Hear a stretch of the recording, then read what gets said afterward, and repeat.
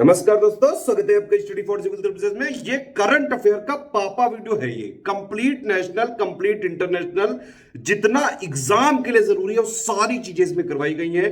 18 इसमें जो सेक्शन या टॉपिक वाइज भी करंट अफेयर इंक्लूडेड है, वन लाइनर भी है और प्लस मोस्ट एक्सपेक्टेड क्वेश्चंस भी हैं। अवार्ड्स एंड ऑनर से रिलेटेड हो गया, अपॉइंटमेंट हो गए, स्पोर्ट्स हो गए, समिट हो गए, रैंक एंड रिपोर्ट्स हो गए, इंपॉर्टेंट डेज हो गए, डेट्स हो गए, थीम्स हो गए, books, authors, science and technology से रिलेटेड जितने भी लेटेस्ट डेवलपमेंट है, स्कीम्स जो है गवर्नमेंट के कैंपेन्स हो गए, गवर्नमेंट के एप्स, पोर्टल्स हो गए, ऑबिटुअरी हो गई, डिफेंस हो गया, एग्रीमेंट हो गया, एप्स एंड पोर्टल्स हो गए, ब्रांड एम्बेसडर हो गए, जीआई टैग हो गए, साइक्लोन हो गया, प्लेसेस इन न्यूज हो गए और वन लाइनर हो गए। तो कंप्लीट करंट अफेयर है ये, नेशनल प्लस इंटरनेशनल, सभी स्टेट पीसीएस के लिए प्लस सभी वनडे एग्जाम्स के लिए बेहद जरूरी है। ये पूरा वीडियो जरूर देख लिया करिए हर बार। और यूपी पीसीएस की बिल्कुल शुरुआत से लेकर सिलेक्शन तक की तैयारी के ग्रुप हमारे चल रहे हैं। आप उसमें ज्वाइन करके वन स्टॉप डेस्टिनेशन है स्टडी फॉर सिविल सर्विसेज। सारे स्टेट पीसीएस के लिए, चाहे आप यूपी पीसीएस की तैयारी कर रहे हो, बीपीएससी की तैयारी कर रहा हूं, आरएएस की तैयारी कर रहा हूं, एचसीएस की तैयारी कर रहा हूं, एमपीपीएससी की तैयारी कर रहा हूं, उत्तराखंड पीसीएस की तैयारी कर रहा हूं, तो स्टडी फॉर सिविल सर्विसेज का कंप्लीट जो है आप इनिशिएटिव ज्वाइन कर सकते हैं। कंप्लीट वन स्टॉप डेस्टिनेशन रहेगा, सिर्फ और सिर्फ उतना जितना सिलेक्शन के लिए जरूरी है।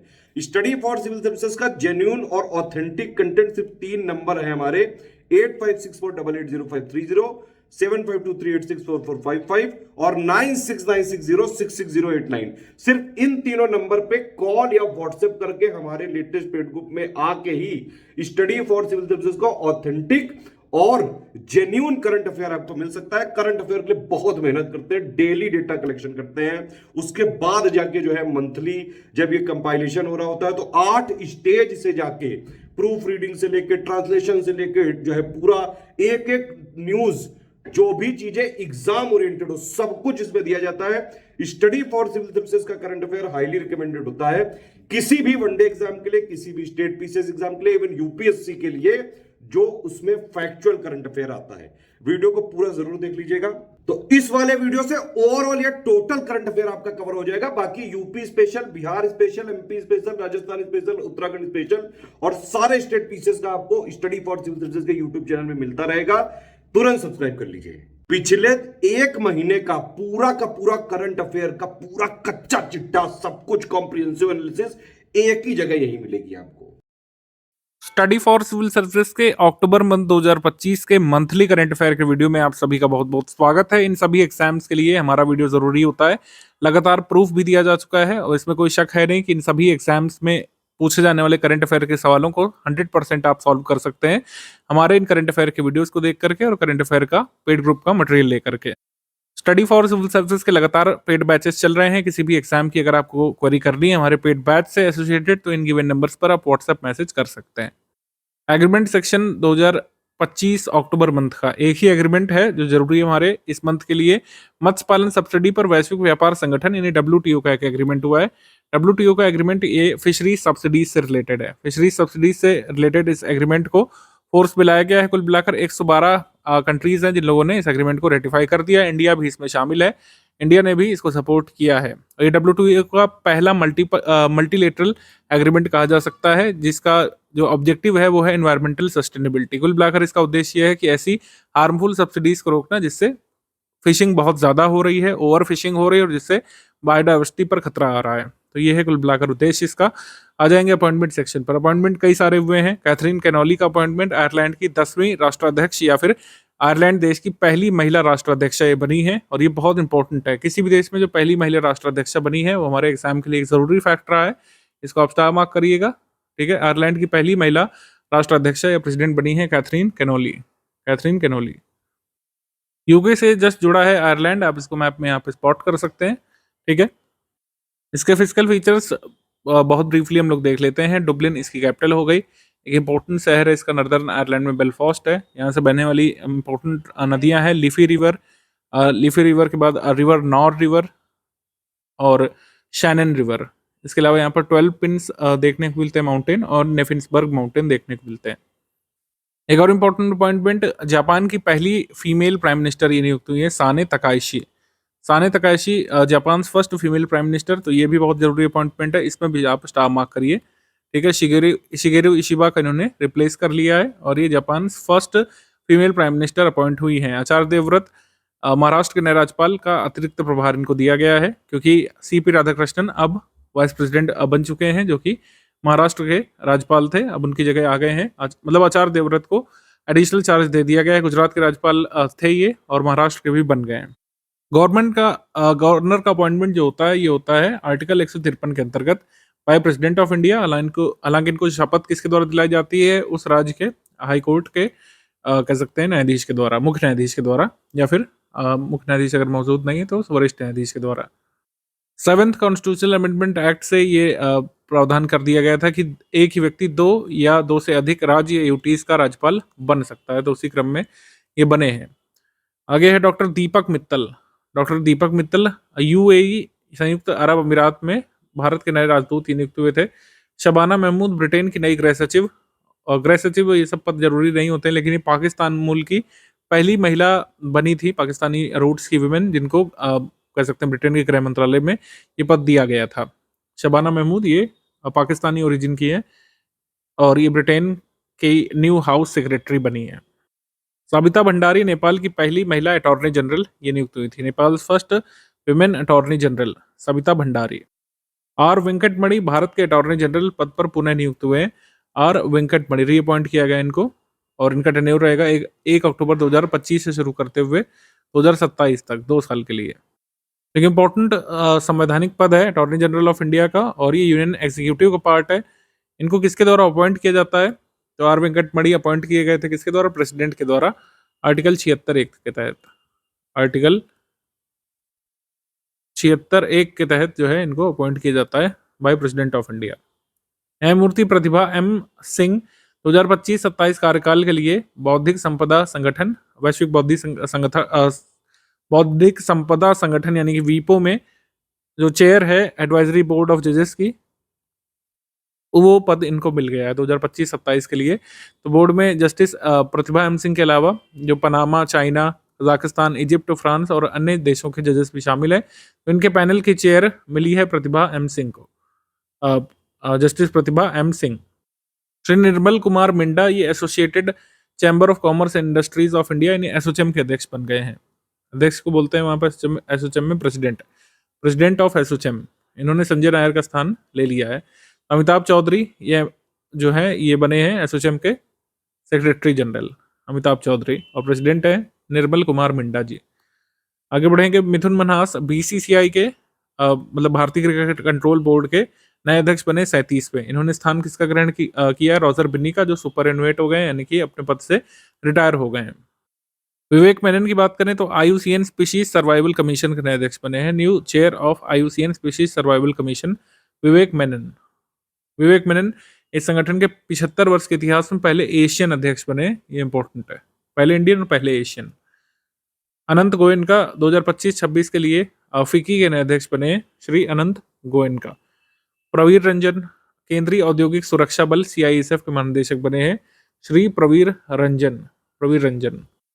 सीआईएसएफ की स्थापना सबसे पहले हुई थी 1969 में, और पहले सिर्फ जो सेंट्रल इंडस्ट्रियल एस्टैब्लिशमेंट थे वहां पे एस्टैब्लिश किया जाता था, लेकिन अब इनका रोल लगातार बढ़ता जा रहा है। चाहे आप एयरपोर्ट में देखें, चाहे हेरिटेज मॉन्यूमेंट्स की रक्षा करने में, डिजास्टर मैनेजमेंट में भी सीआईएसएफ का रोल है। इनका हेडक्वार्टर कहाँ पे? दिल्ली में, दिल्ली। आगे प्रवीण कुमार इंडो टिबेटन सीमा पुलिस के नए महानिदेशक बने हैं। इंडो टिबेटन बॉर्डर पुलिस के न्यू डायरेक्टर जनरल बने हैं। ठीक है। डैन कार्ड्स अंतर्राष्ट्रीय मुद्रा कोष के पहले उप प्रबंध निदेशक बने हैं। नई पोस्ट क्रिएट की गई है आईएमएफ में, first deputy managing director of IMF. क्योंकि मैनेजिंग डायरेक्टर कौन है? ये है क्रिस्टलिना जॉर्जीविया है फर्स्ट डेप्यूटी मैनेजिंग डायरेक्टर बने हैं डैन कार्ड्स कहाँ से हैं? यूएस से। आगे बढ़ जाएंगे हम लोग, अवार्ड्स एंड ऑनर्स पे आ जाएंगे। अवार्ड्स एंड ऑनर्स, तो international social security association award 2025 ये किसे मिला था? इंडिया को। International social security association award India को किसकी तरफ से? इंटरनेशनल सोशल सिक्योरिटी एसोसिएशन की तरफ से ये अवार्ड दिया गया था डॉक्टर मनसुख मंडाविया को। अपनी सामाजिक सुरक्षा का दायरा बढ़ाने के लिए ये इंडिया को दिया गया था। 2015 से कंपेयर करके 2025 में, जहां अब 2015 में 19% लोग सोशल सिक्योरिटी से कवर्ड थे और अब हो गए हैं 2025 में 64.3% लोग सोशल सिक्योरिटी स्कीम से कवर्ड है। ठीक है, तो इसलिए जो है ये पुरस्कार इंडिया को दिया गया था। आगे है 16वां डॉक्टर राही मासूम रजा साहित्य सम्मान, अतुल तिवारी को दिया गया था राही मासूम रजा अकेडमी की तरफ से। 2024 का अवार्ड मिला था कुमार प्रशांत को, Kumar Prashant. Global tourism award ये आंध्र प्रदेश पर्यटन विभाग को ग्लोबल न्यूज नेटवर्क की तरफ से मिला था। विश्व का सर्वश्रेष्ठ कंज्यूमर बैंक का पुरस्कार, 2 पुरस्कार मिले थे एसबीआई को, वर्ल्ड्स बेस्ट कंज्यूमर बैंक और बेस्ट बैंक इन इंडिया 2025 पुरस्कार ग्लोबल फाइनेंस मैगजीन की तरफ से एसबीआई को मिले थे। स्टेट बैंक ऑफ इंडिया को अर्सला के ले गिनी पुरस्कार, ये वज्र चंद्रशेखर श्रीलंकाई लेखक है, उनको दिया गया था। ये फिक्शन के ऐसे कार्य को दिया जाता है जो शक्ति या सत्ता, स्वतंत्रता, मानवता के स्थान जैसे महत्वपूर्ण विषयों पर लिखते हैं। तो ये एक फिक्शन वर्क है, रेक्स फॉल इस इनकी किताब का नाम है। ये वर्क ऑफ फिक्शन है वज्र चंद्रशेखर का, रेक्स फॉल उनकी नॉवेल है। Israeli presidential medal of honour award Donald Trump को मिला है इजरायली सरकार की तरफ से। इजराइल का सर्वोच्च नागरिक सम्मान है। ये चीज ध्यान रखने वाली है कि मतलब ये प्रेसिडेंट ट्रंप को पुरस्कार मिला है, इजराइल ने अपना सर्वोच्च नागरिक पुरस्कार नरेंद्र मोदी को अभी तक नहीं दिया है। एग्जाम में आ सकता है स्टेटमेंट कंफ्यूज करने के लिए। मोदी जी को 26-27 देशों ने अपने नागरिक पुरस्कार दिए हैं, लेकिन इजराइल ने अभी तक नहीं दिया है। Global technical recognition from the FAO, global technical recognition FAO से मिला है। सस्टेनेबल एक्वाकल्चर इन मैंग्रोव इकोसिस्टम्स मॉडल, जो साइमी मॉडल है, ये फॉलो किया जाता है सुंदरबन में, सुंदर वेस्ट बंगाल में। जो कह सकते हैं इकोसिस्टम है, वहां पर कम्युनिटी बेस्ड इनिशिएटिव है ये क्या काम इसमें बेसिकली होता है, मैंग्रोव संरक्षण करते हुए जल कृषि आधारित आजीविका के बीच संतुलन बनाया जाता है। इसमें विभिन्न इनिशिएटिव लेकर के, मतलब मैंग्रोव का संरक्षण भी होता रहे और जल कृषि एक्वाकल्चर भी होता रहे, उसको बैलेंस किया जाता है एक तरीके से लाइवलीहुड मैनेजमेंट के लिए। वो है यहाँ पे साइमी मॉडल। तो साइमी मॉडल को रिकग्निशन मिला है एफएओ की तरफ से। IUCN केंटन आर मिलर पुरस्कार, ये इंपॉर्टेंट है, इसको स्टार मार्क करिएगा। केंटन आर मिलर पुरस्कार प्राप्त करने वाली फर्स्ट वुमेन बन गई भारत की Sonali Ghosh. Sonali Ghosh has become the first person, यानी पहली व्यक्ति, महिला पुरुष दोनों मिला करके, और फर्स्ट वुमेन फ्रॉम इंडिया जिनको ये पुरस्कार मिला है। केंटन आर मिलर पुरस्कार सोनाली घोष को मिला है। सोनाली घोष डायरेक्टर हैं प्रेजेंटली काजीरंगा नेशनल पार्क और टाइगर रिजर्व की। उसके अलावा किसे मिला है, रॉक सिमन सेविला लॉरिया को मिला है, ये इक्वाडोर से हैं। तो इनका नाम भले ही भूल जाए, लेकिन भारतीय का नाम नहीं भूलिएगा। ये किसकी तरफ से दिया है, world commission on protected areas की तरफ से ये पुरस्कार। British academy book prize, British academy की तरफ से सुनील अमृत को मिला है। ये इंडियन बर्न हिस्टोरियन है, नॉन फिक्शन कृतियों को दिया जाता है। नॉन फिक्शन की जो किताब है उसको मिला है सुनील अमृत को, जिसका नाम है the burning earth, the burning earth and environmental history of last 500 years. इसके लेखक हैं श्री सुनील अमृत, श्री सुनील अमृत। ब्रिटिश एकेडमी बुक प्राइज इनको मिला है। सर्वश्रेष्ठ अभिनेता और मिनी सीरीज रेडियो में 2025 के अंतर्राष्ट्रीय एमी पुरस्कार के लिए नामांकित होने वाली फिल्म थी दिलजीत दोसांझ की अमर सिंह चमकीला। अमर सिंह चमकीला के जीवन पर आधारित ये जो फिल्म आई थी नेटफ्लिक्स पर। हालांकि इसने फाइनल लिस्ट में कोई पुरस्कार नहीं जीता है, ध्यान रखिएगा। नॉमिनेशन भी कई बार हमारे एग्जाम में पूछ लेते हैं। सर्वश्रेष्ठ सांस्कृतिक संगीत और नृत्य के लिए सिल्वर बेनियन पुरस्कार हॉर्नबिल फेस्टिवल नागालैंड को मिला था द हेरिटेज वीक अवार्ड में। हॉर्नबिल फेस्टिवल नागालैंड में होता है हर साल। आगे राष्ट्रीय विज्ञान पुरस्कार, अब इसमें कई सारी कैटेगरीज हैं, मुझे लगता है कैटेगरीज से क्वेश्चन आ सकता है। डॉक्टर ज्ञानेंद्र प्रताप सिंह कृषि विज्ञान से, डॉक्टर यूसुफ मोहम्मद शेख परमाणु ऊर्जा से, के तंगराजन जैव विज्ञान से, प्रदीप थलप्पिल रसायन विज्ञान और प्रोफेसर अनिरुद्ध भालचंद्र पंडित अभियंत्रण से, और एस वेंकट मोहन पर्यावरण विज्ञान से, प्रोफेसर महान MJ गणित और कंप्यूटर से, जयन M अंतरिक्ष विज्ञान प्रौद्योगिकी से। कैटेगरी वाइज विज्ञान श्री पुरस्कार देख लीजिएगा एक बार। और विज्ञान रत्न पुरस्कार मिला था प्रोफेसर जयंत विष्णु नारिलकर को पोस्टह्यूमसली, ठीक है, जयंत विष्णु नारिलकर को पोस्टह्यूमसली अवार्ड मिला था विज्ञान रत्न पुरस्कार। और शांति स्वरूप भटनागर पुरस्कार, ये भी विज्ञान के लिए दिए जाने वाला पुरस्कार है, ये इन लोगों को मिला था। इनके नाम चाहे तो एक बार देख सकते हैं आप, ठीक है। विज्ञान रत्न पुरस्कार जरूर ध्यान रखिएगा। विज्ञान श्री पुरस्कार मेरे हिसाब से जरूरी हो सकता है। युवा पुरस्कार ज्यादा नहीं जरूरी हो सकता है, एक बार इसको देख लीजिएगा। आगे 70वां फिल्म फेयर पुरस्कार, इसमें सर्वश्रेष्ठ फिल्म रही थी लापता लेडीज, जिसको लास्ट ईयर ऑस्कर में भी ऑफिशियल एंट्री के तौर पर भेजा गया था। बेस्ट डायरेक्टर किरण राव अपने फिल्म जो है लापता लेडीज के लिए, लापता लेडीज के लिए, लापता लेडीज। और best actor Abhishek Bachchan I want to talk नामक फिल्म के लिए, और कार्तिक आर्यन को चंदू चैंपियन नामक फिल्म में अपने काम के लिए। बेस्ट एक्ट्रेस आलिया भट्ट रही थी फिल्म जिगरा के लिए, फिल्म जिगरा के लिए।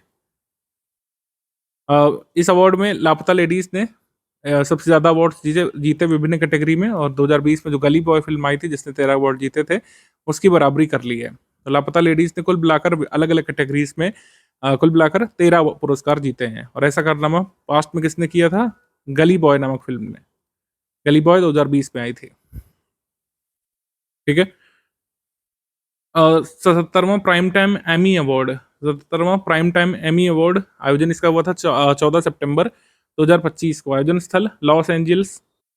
इसमें जो सर्वश्रेष्ठ ड्रामा सीरीज रही थी वो रही थी the Pitt, the Pitt drama series. सर्वश्रेष्ठ comedy series the studio Apple TV plus पर। सर्वश्रेष्ठ टेलीविजन फिल्म ब्रिजेट जोन्स रही थी mad about a boy. Drama series में सर्वश्रेष्ठ अभिनेता नोआ वाइल, और सर्वश्रेष्ठ अभिनेत्री ड्रामा सीरीज में ब्रिट लोअर। इतना ध्यान रखना जरूरी है। और निर्देशक सेट रॉजन की कॉमेडी सीरीज द स्टूडियो ने सबसे ज्यादा पुरस्कार इसमें जीते थे। ठीक है। तो the Pitt, the studio, Bridget Jones, best actor in drama series Noah Wyle, और best actress in drama Britt Lower, इनका नाम ध्यान रखा जा सकता है। नोबेल पुरस्कार अब देख लेते हैं हम लोग। नोबेल पुरस्कार जब तक नेक्स्ट नोबेल नहीं आ जाते तब तक के लिए बहुत जरूरी रहेंगे।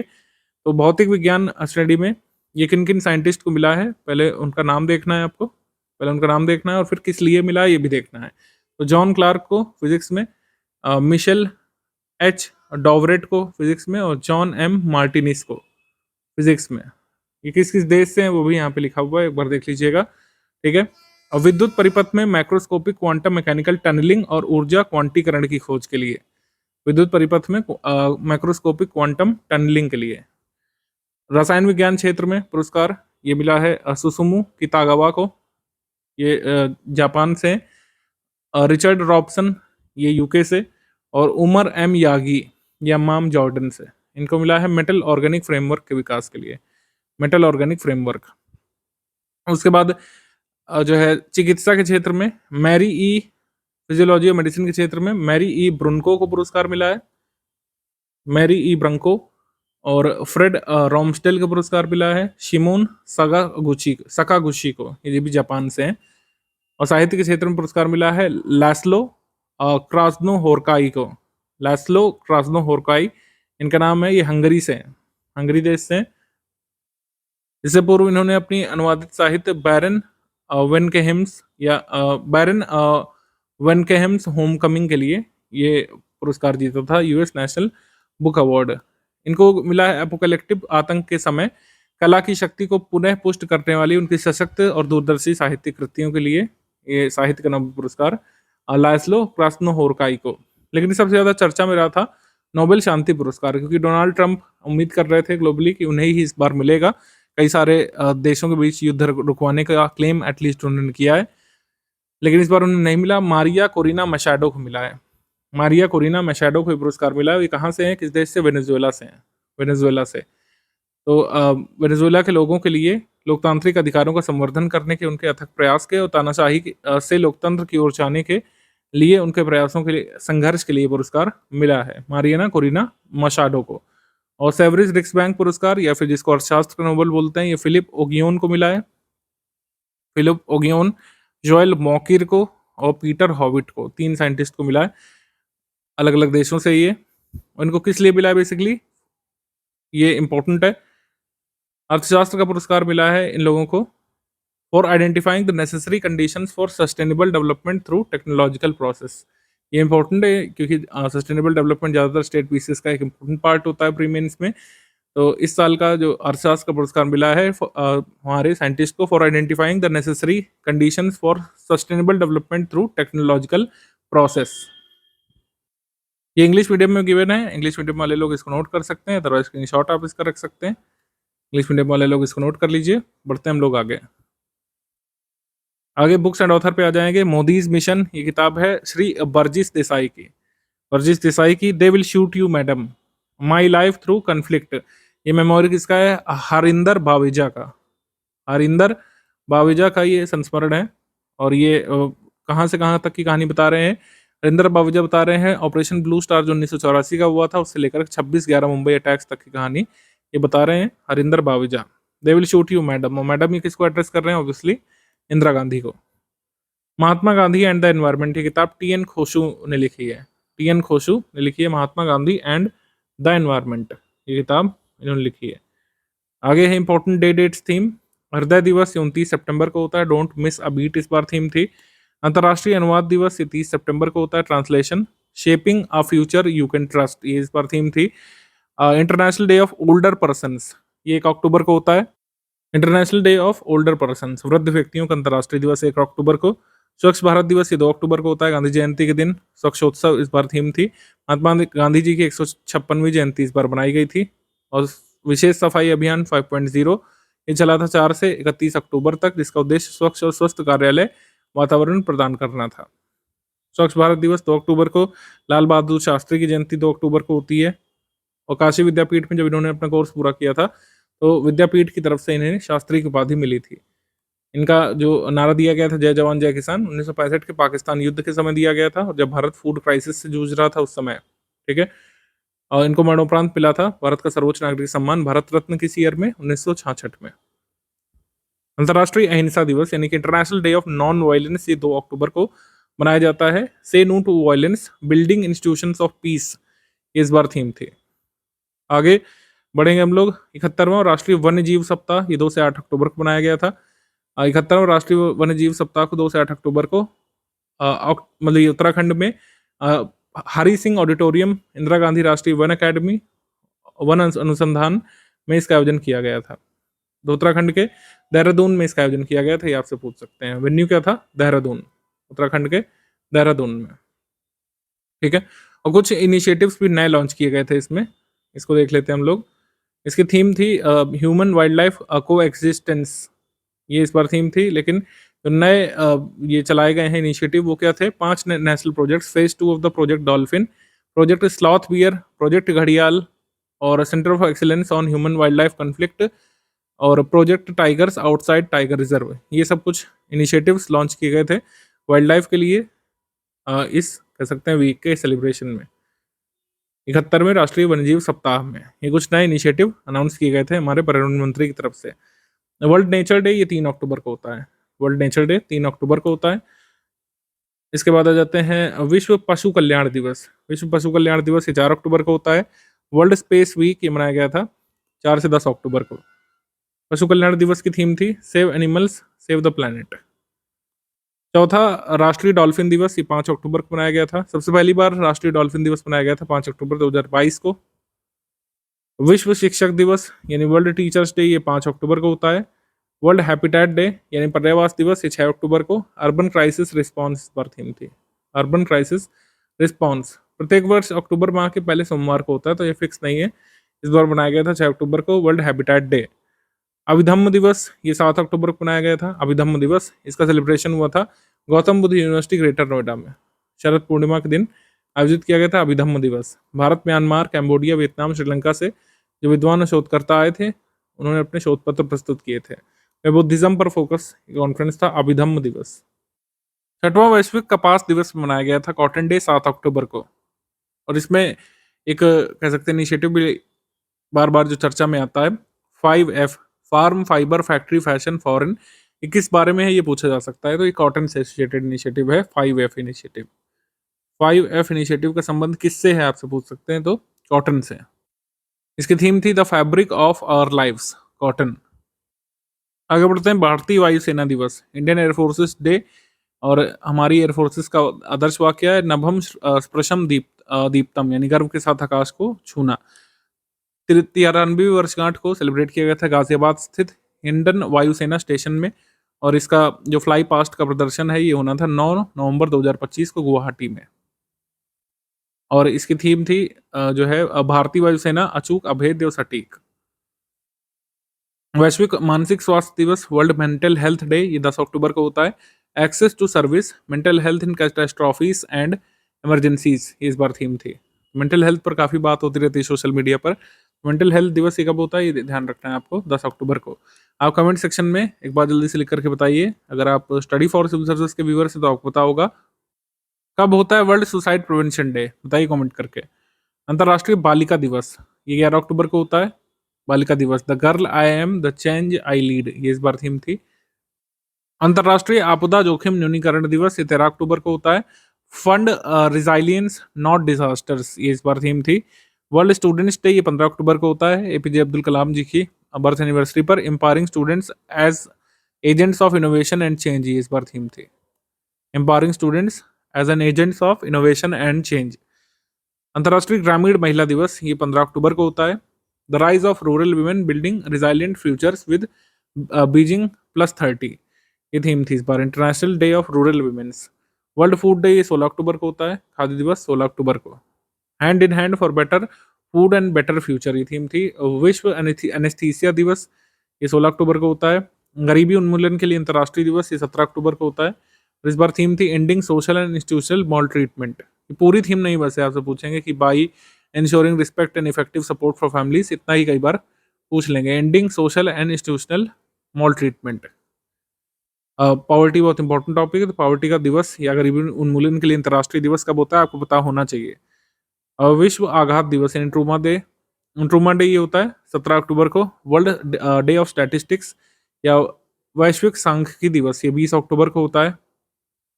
राष्ट्रीय एकजुटता दिवस यानी कि सॉलिडारिटी डे, ये 20 अक्टूबर को होता है। Solidarity day. हिम तेंदुआ दिवस, ये 23 अक्टूबर को होता है। 23 अक्टूबर को। इस बार इसकी थीम थी protecting the mountain guardian.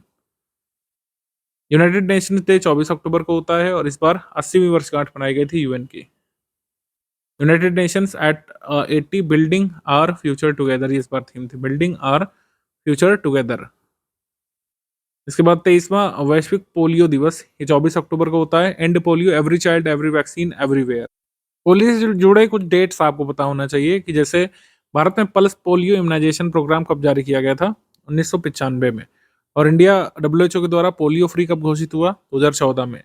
First Indian state जो पोलियो फ्री घोषित कौन हुआ, ये आप कमेंट सेक्शन में लिख करके बताएंगे। First Indian state.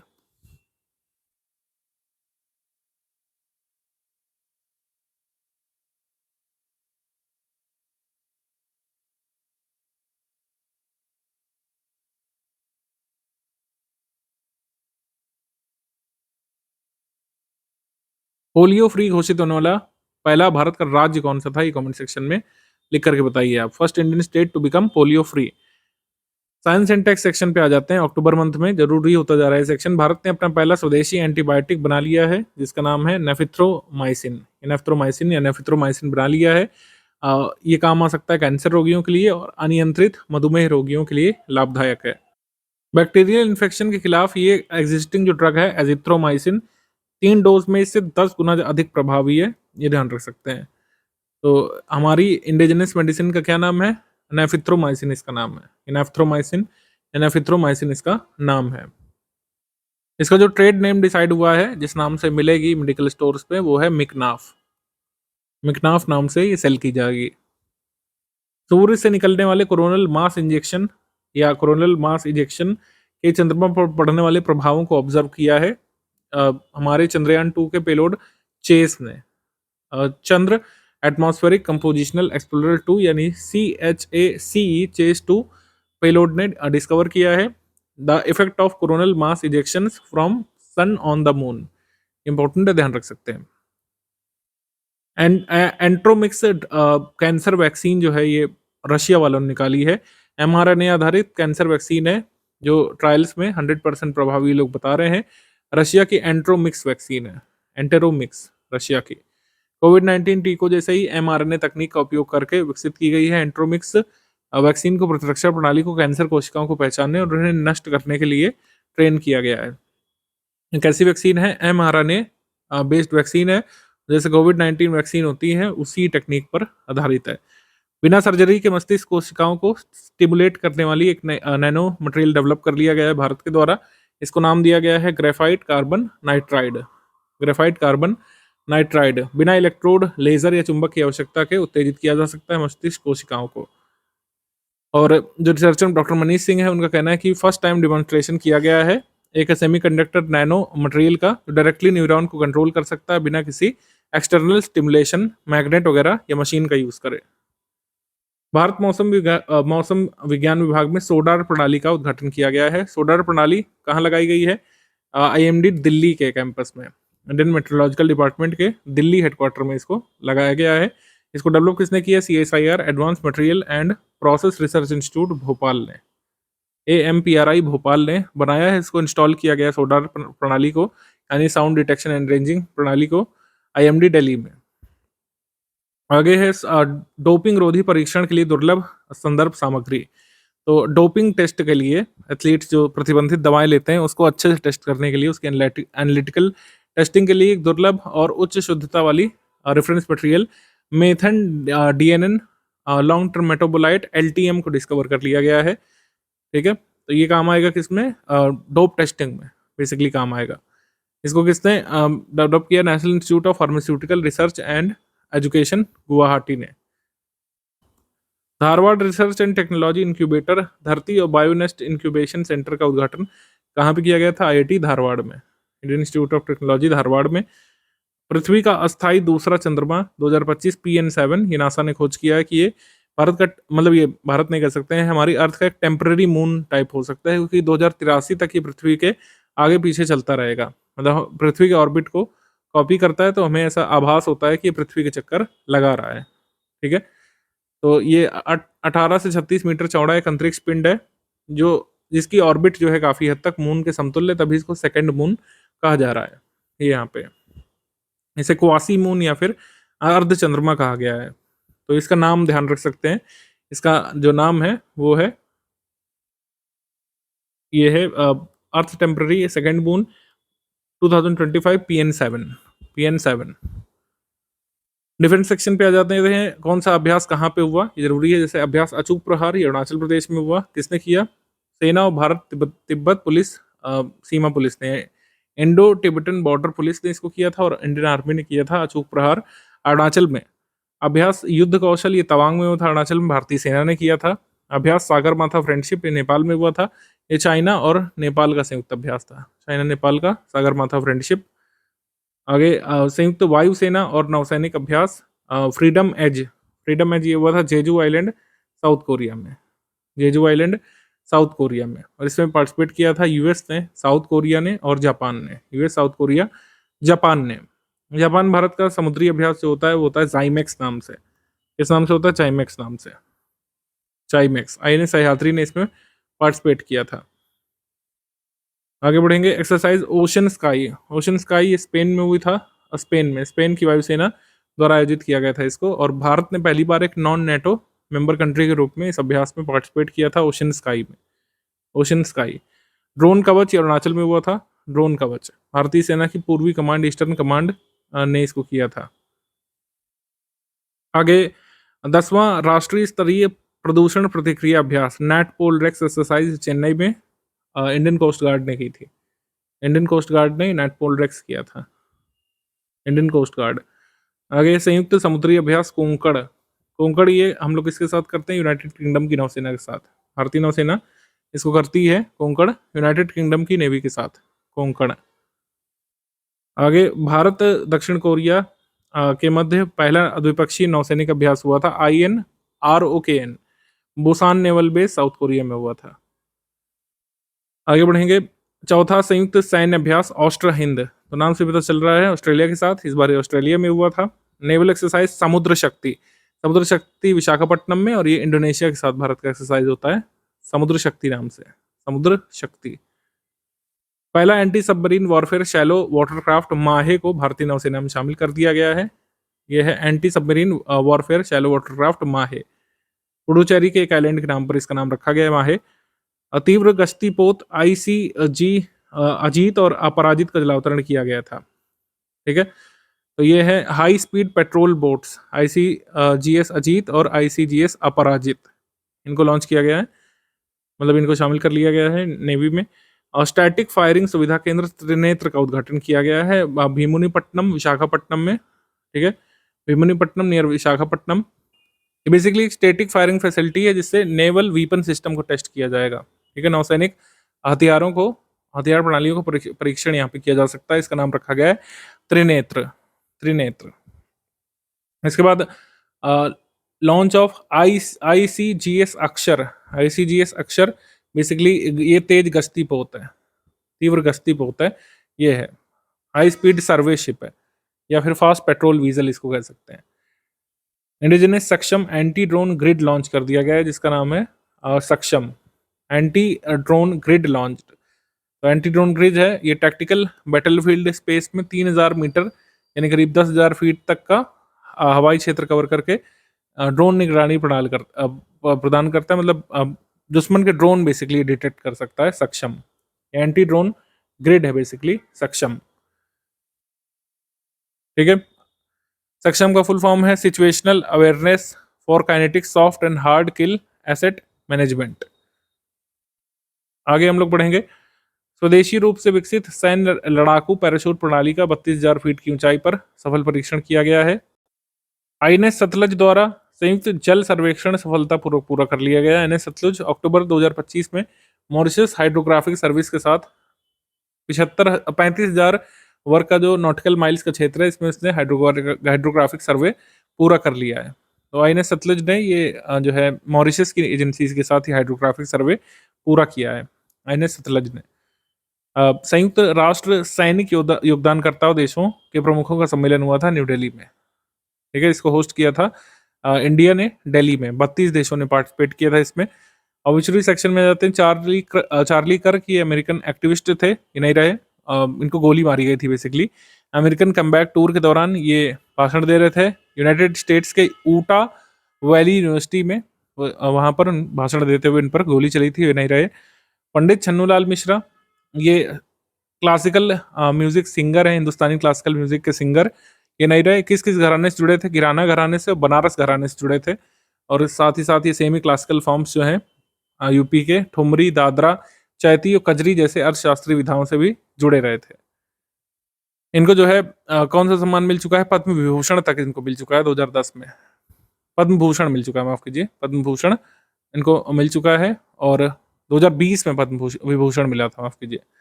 मतलब 2010 में पद्म भूषण मिल चुका है और पद्म विभूषण इनको मिला था 2020 में। भारत रत्न वगैरह इनको नहीं मिला है। ठीक है, यश भारती सम्मान मिल चुका है इनको। आगे बढ़ेंगे। पंकज धीर महाभारत में कर्ण की भूमिका निभाने वाले मशहूर नायक, ये नहीं रहे। गोवर्धन असरानी एक कॉमेडियन, अंग्रेजों के जमाने के जेलर वाला। इन्होंने आपने डायलॉग कहीं ना कहीं तो जरूर सुना होगा, वही असरानी या गोवर्धन असरानी है, ये नहीं रहे। सतीश शाह ये हास्य अभिनेता सारा भाई वर्सेस सारा भाई में रहते थे, ये नहीं रहे। पीयूष पांडे भारतीय विज्ञापन जगत के दिग्गज, ये नहीं रहे। पल्स पोलियो इम्यूनाइजेशन प्रोग्राम जिसकी हमने अभी बात की थी इस वीडियो में, उसमें नारा दिया गया था 2 बूंद जिंदगी की। तो 2 बूंद जिंदगी की टैगलाइन जो है ये पीयूष पांडे की ही दी हुई थी। तो अभी समझिए कि कितने पुराने ये विज्ञापन संबंधित हैं। इन्होंने प्राइवेट एजेंसीज के लिए, पार्टीज के लिए भी कैंपेन किया था। आपकी बार मोदी सरकार का नारा इनको द्वारा ही दिया गया था। ठीक है, तो 2004 में कान अलॉयंस अंतर्राष्ट्रीय रचनात्मकता महोत्सव में जूरी मेंबर के रूप में काम करने वाले पहले एशियन ही बने थे। तो विज्ञापन जगत के मशहूर व्यक्ति हैं। फेविकोल के जो क्रिएटिव एडवर्टीजमेंट आपने देखे होंगे कहीं ना कहीं, वो भी इन्हीं के द्वारा सोचे गए थे। उसके बाद है श्री कितियाकर, थाईलैंड की राजमाता, ये नहीं रही।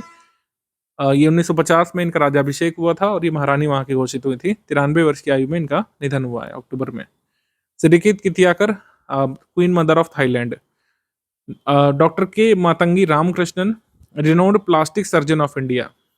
प्लास्टिक सर्जन ऑफ इंडिया नहीं रही। 2002 में इनको पद्मश्री मिला था।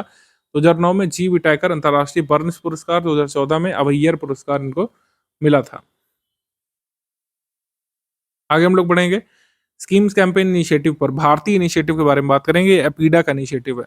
भारतीय इनिशिएटिव बेसिकली प्रायोगिक समूह के 100 स्टार्टअप्स को सशक्त बनाएगा जो हाई वैल्यू वाले कृषि खाद्य उत्पाद को डील करते हैं। जैसे जीआई टैग्ड कोई फसल हो गई, कोई स्पेशल प्रोडक्ट्स हो गए, कोई स्पेशली प्रोसेस्ड प्रोडक्ट्स हो गए, पशुधन उत्पाद हो गए, आयुष उत्पाद हो गए, जिनकी वैल्यू ज़्यादा होती है। तो उसमें इनोवेशन को बढ़ावा देना इनका उद्देश्य है। ये भारतीय इनिशिएटिव किसका है? एपीडा का इनिशिएटिव है। भारतीय का फुल फॉर्म यहाँ पर है।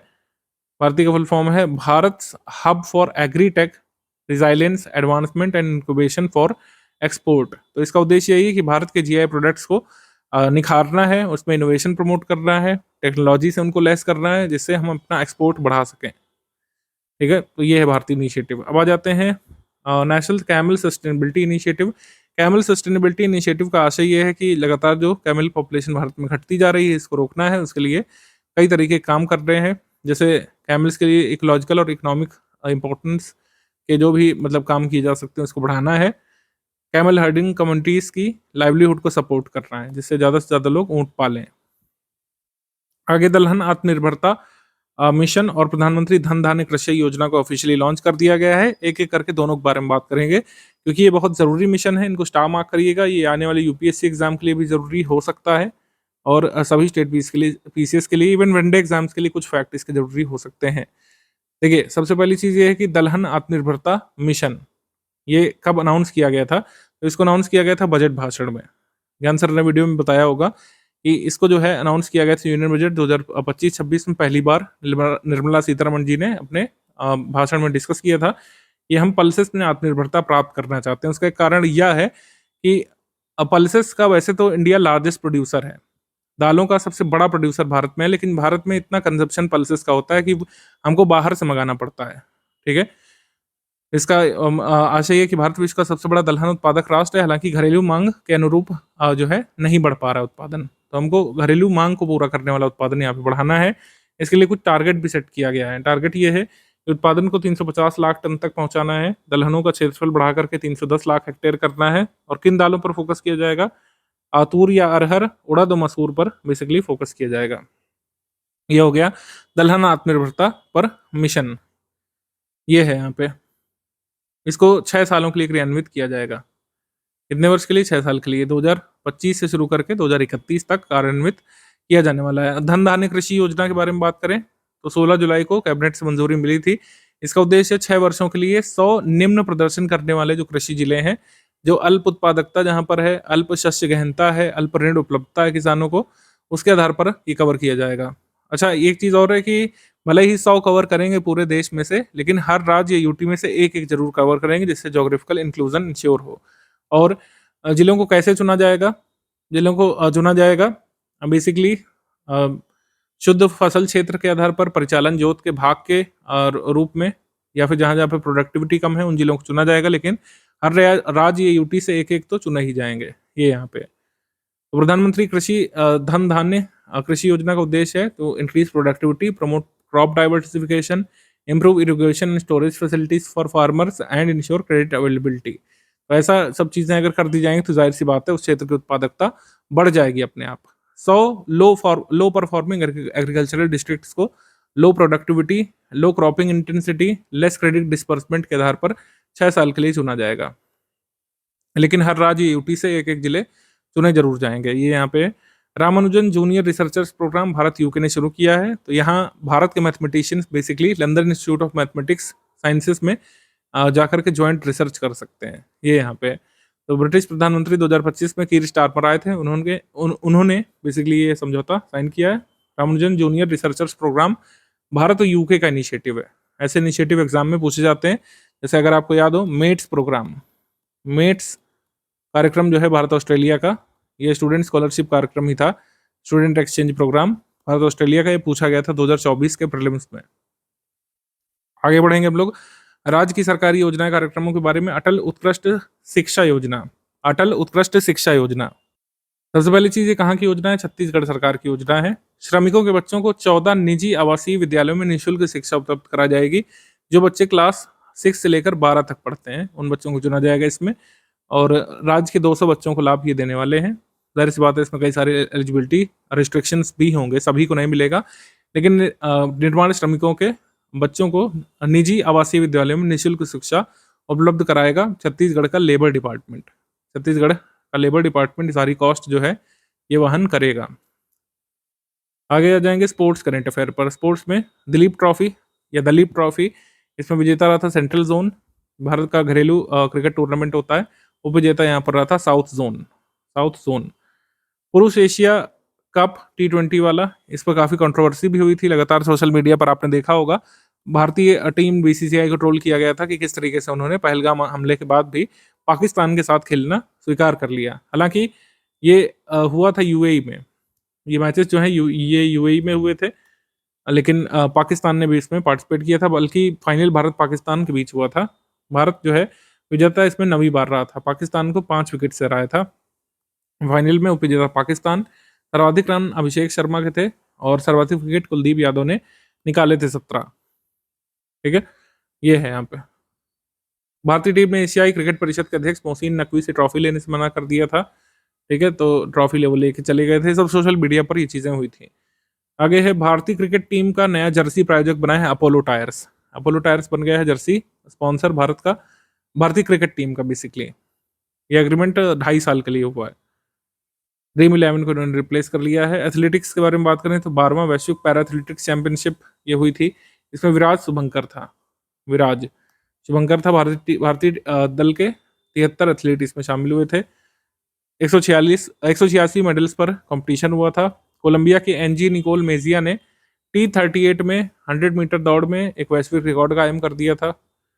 और भारत वैश्विक पैरा एथलेटिक्स में चैंपियनशिप की मेजबानी करने वाला चौथा एशियन कंट्री बन गया था इस तरीके से।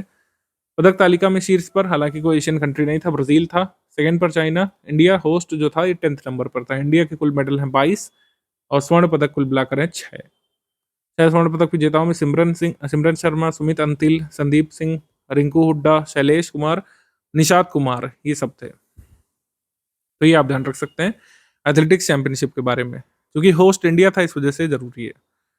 आगे आर्चरी वर्ल्ड कप का फाइनल ये हुआ था, चीन के नानजिंग में हुआ था। ज्योति सुरेखा वेन्नाम ने आर्चरी वर्ल्ड कप फाइनल में व्यक्तिगत पदक जीतने वाली पहली महिला का रिकॉर्ड बनाया था। ठीक है, उसके बाद ये पिस्टल राइफल का विश्व कप हुआ था आईएसएसएफ का, ये भी चीन में हुआ था, चाइना में। चीन मेडल टैली में टॉप पर था, इंडिया की रैंक थी इसमें 5th। इंडिया ने 2 ही मेडल इसमें निकाल पाए थे। स्वर्ण पदक यहाँ पर जीता था ईशा सिंह और मेघना सज्जनार ने यहाँ पर जीता था ब्रॉन्ज। ये हो गया। इसके बाद आ जाते हैं खेलो इंडिया यूनिवर्सिटी गेम्स के 5वां संस्करण का आयोजन। खेलो इंडिया यूनिवर्सिटी गेम्स का 5वां संस्करण जो है 24 नवंबर से 5 दिसंबर तक ये होगा। राजस्थान के 7 शहरों में होगा। RS वाले लोग जरूर नोट कर रहिएगा इसको, कौन से वो 7 शहर हैं। इसमें जो नए गेम्स इंट्रोड्यूस किए गए हैं वो है beach volleyball, canoeing, kayaking, cycling और खो खो। और इसमें कुल मिलाकर कितने खेल होंगे? 23 मेडल स्पोर्ट्स होंगे और 1 डिमॉन्स्ट्रेशन स्पोर्ट्स होगा, जिसको खो खो हम लोग कह सकते हैं। तो एक प्रदर्शन खेल यानी डिमॉन्स्ट्रेशन स्पोर्ट्स होगा खो खो, और 23 यहाँ पर पदक वाले खेल होंगे। आगे है मिलानो कॉर्टिना इटली में जो शीतकालीन ओलंपिक होने वाला है, उसके लिए भारत से टॉर्च बियरर किसको चुना गया है? मशाल वाहक अभिनव बिंद्रा को। समिट सेक्शन पे आ जाते हैं। G20 वैश्विक वित्तीय स्थिरता सम्मेलन ये हुआ था सियोल, साउथ कोरिया में। आगे बढ़ेंगे। सरपंच संवाद राष्ट्रीय गुणवत्ता सम्मेलन ये हुआ था क्वालिटी काउंसिल ऑफ इंडिया के सहयोग से जल शक्ति मंत्रालय के पेयजल और स्वच्छता विभाग ने आयोजित किया था। तो सरपंच संवाद ऐप से 60,000 से अधिक सरपंच या जो प्रधान है गांव के, वो एक साथ जुड़े थे मोबाइल ऐप के माध्यम से। तो इस तरीके से बहुत एक यूनिक इनिशिएटिव था कि ग्रास रूट लेवल के जितने भी लीडर्स थे वो इतनी बड़ी संख्या में एक साथ आए थे। एक डिजिटल कम्युनिटी यहाँ पर सरपंचों की बन गई है। अंतर्राष्ट्रीय अंतरिक्ष सम्मेलन ये बेंगलुरु में हुआ था। Confederation of Indian industries, ISRO, new space India limited, ये सब लोग इसमें साथ आए थे। अतिथि देश इसमें था डेनमार्क, इसमें अगेस्ट कंट्री था डेनमार्क। आगे है CSIR स्टार्टअप कनक्लेव, ये लखनऊ में हुआ था। उद्घाटन योगी आदित्यनाथ जी, केंद्रीय मंत्री डॉक्टर जितेंद्र सिंह जी ने किया था। यहाँ पर स्वास्तिक कमल उद्यान देश में अपने तरीके का पहला उद्यान, इसका अनावरण किया गया था। कमल की 60 किस्में और वाटर लिली की 50 क्लासिफिकेशन के फूल इसमें लगाए गए हैं। मुख्य आकर्षण था विश्व का पहला 108 पंखुड़ियों वाला कमल, जिसका नाम है NBRI नमो 108। NBRI नमो 108 को यहाँ पे लगाया गया था। ठीक है, कहाँ पे? NBRI कैंपस में।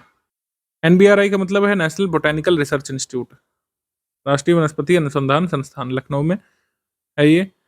इंडिया नेपाल जुडिशियल डायलॉग ये काठमांडू में हुआ था और भारत की तरफ से हमारे चीफ जस्टिस ऑफ इंडिया गए थे, वहाँ के मुख्य न्यायाधीश से उन्होंने संवाद किया था। इंडिया नेपाल जुडिशियल डायलॉग ये काठमांडू में हुआ था, ना कि दिल्ली में। बिम्स्टेक युवा नेताओं का शिखर सम्मेलन ये गुवाहाटी असम में हुआ था, गुवाहाटी असम में। आगे चौथा world food India new Delhi में हुआ था। इसमें पार्टनर कंट्रीज न्यूजीलैंड, सऊदी अरब थे और focus countries Japan, UAE, Vietnam और रशिया थे वर्ल्ड फूड इंडिया को। डोपिंग के खिलाफ अंतर्राष्ट्रीय सम्मेलन COP10 का 10वां संस्करण, ये 10वां सेशन ये पेरिस फ्रांस में हुआ था।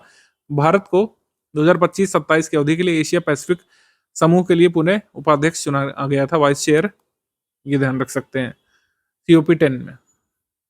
संयुक्त राष्ट्र व्यापार और विकास सम्मेलन यानी अंकडाड का ये 16 सेशन ये जिनेवा में हुआ था। भारत के डेलीगेशन को लीड किया था पीयूष गोयल जी ने, पीयूष गोयल।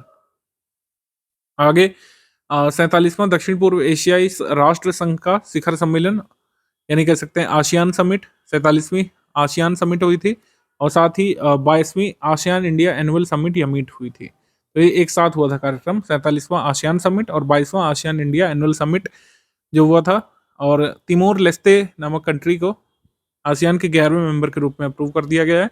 ये बहुत इंपॉर्टेंट है, ध्यान रखिएगा। आसियान का लेटेस्ट मेंबर है तिमोर लेस्ते लेटेस्ट मेंबर है। इसकी अध्यक्षता मलेशिया के प्रधानमंत्री अनवर इब्राहिम ने की थी। आसियान समिट की अध्यक्षता और समावेशिता और स्थिरता ये मेन थीम थी। अब इसमें किया क्या गया है अंगीकार, बेसिकली आसियान इंडिया समिट या इंडो आसियान समिट के बारे में बात करेंगे। ASEAN India plan of action to implement ASEAN India comprehensive strategic partnership 2026 से 30 के लिए अप्रूव कर दिया गया है। ASEAN India joint leader statement on sustainable tourism ये अपडेट कर दिया गया है। ASEAN India year of maritime cooperation ये मनाया जाएगा 2026 को, इंपॉर्टेंट है। Establishment of centre for south east Asian studies Nalanda university में खुलेगा। East Asia summit maritime heritage festival ये कहाँ पे होगा? लोथल, गुजरात में। जो मैरीटाइम हेरिटेज कॉम्प्लेक्स बन रहा है लोथल गुजरात में, वहां पर east Asia summit maritime heritage festival होगा। ये सब बातें अनाउंस की गई थी इंडो आसियान समिट में 2025 में। 48वां annual conference on ocean law and policy, इसको CULP 48 कह रहे हैं। इसका आयोजन हुआ था दिल्ली में हुआ था सितंबर में, ठीक है। CULP 48 इसका विषय था developing world approaches to ocean governance. और मतलब ये पहली बार पिछले 50 वर्षों की हिस्ट्री में, यानी 48वां सेशन था, पहली बार इंडियन सब कॉन्टिनेंट में हुआ था, इस वजह से ज़रूरी है। ओशियन लॉ पर ये पहली बार कॉन्फ्रेंस भारत में आयोजित किया गया था, यानी 48 सालों में पहली बार ये भारत में हुआ था, इसलिए ज़रूरी है। आगे है 69वां अंतर्राष्ट्रीय परमाणु ऊर्जा एजेंसी महाधिवेशन, ये वियना ऑस्ट्रिया में हुआ था।